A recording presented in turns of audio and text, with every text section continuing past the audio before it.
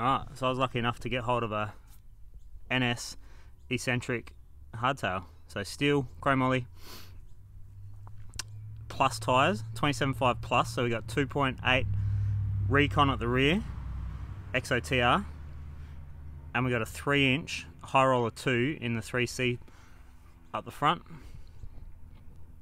Nuke proof bars, nuke proof pedals, 170 cranks, 11 speed XT at the back, 1 obviously. Trans-X dropper post, which is pretty average, but it's alright. It's just short, it's just really short. I think it's only a 125. So, cockpit, it's all set up. So I just want to talk quickly about how to set up a new bike. So you've just got a new bike, or you've just got a demo bike, or you're borrowing a mate's bike, whatever it is. How to get it set up, no faff, so you can get out on the trails and have fun straight away. So the bar roll, as I've spoken about a million times, plays a huge role in how well you communicate with the bike and how well you can make the bike do what you want it to do, basically. So, got a 4mm Allen key. I've been back and forth a fair bit with these bars. So, you got a marker in the center, just a reference point. And you just kind of use your memory and your eyes. You can use a white, almost like a white Sharpie, like a white paint pen. Put some marks on your black bar once you find your sweet spot, or even just a couple of marks as references to go back and forth on it. So I've been as far as probably 5 or 6 mil forward. I've been back further than what it feels good, so it starts to feel like it's underneath me a little bit, and then come back to where what I think now is pretty much the sweet spot. If anything, maybe I might shift them forward ever so slightly, maybe 0.5 millimeter on the, or 0.5 degree on that, on the scale, but we're pretty well spot on. So 4mm Allen key, undo and do up your bolts alternately. So 1, 2, 3, 4, or 1, 2, 3, 4, but never ever do one up tight and then move on to another one. Little nip, little nip, little nip, little nip, little nip, little nip. You know, you get the picture. Little by little, you do it up so this clamp comes on evenly and you don't put any distorting pressure or any uneven pressure on any part of the handlebars. You know, especially if you're running carbon bars, be very, very mindful. And if you've got carbon bars, I'd recommend using a torque wrench as well.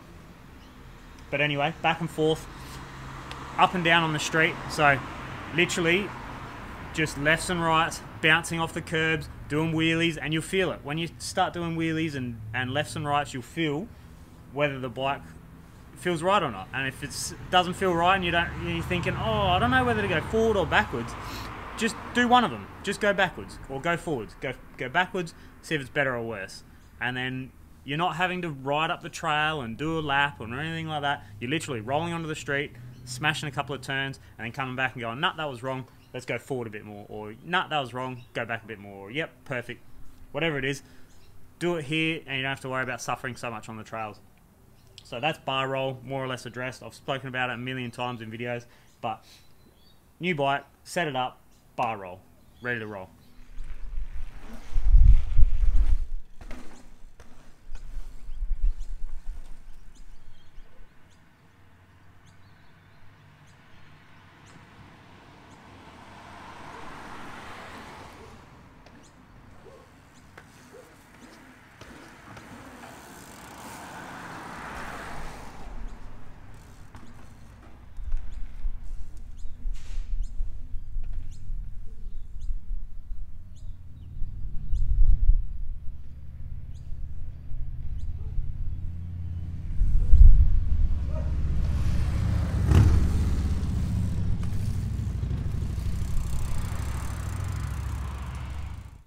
So the fork, we got a RockShox Revelation 150.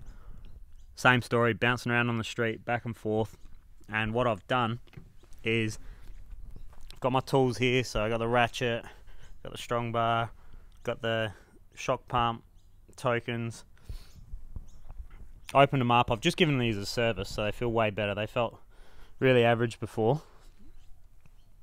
Which is another thing. If you've just got a new bike, for sure service your suspension or send it off to get it serviced.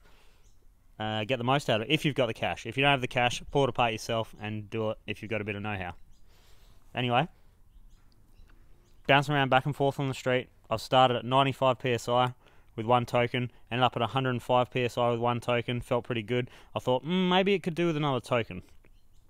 Dropped the air out, opened up the top, put another token in, went, again, bounced back and forth, round and around and around, up the pressure a little bit, up the pressure to where it was stiff enough for me to have enough support to push against, and at that stage, it was too stiff deep in the travel. So adding the second token made it ramping up too much. So it's going, this is the baseline, and then it goes whoop, too much. So it goes soft to firm. I want it to be firmish off the top, not choppy, but firm, efficient. And then as it goes through the travel, just ramp up a little bit. I don't want it ramping too much, because when you hit big stuff, there's still choppy stuff after big hits and consecutive big hits and whatnot. So you still want your fork to be supple deep in the travel without it being not supportive. So I think overall higher spring pressure and less progression is a much better setup for fork and rear shock. But there's obviously other factors in there and things you got to consider. But for the most part, that's what I like. I like a in the back 25 to 30% sag with less progression. So you've got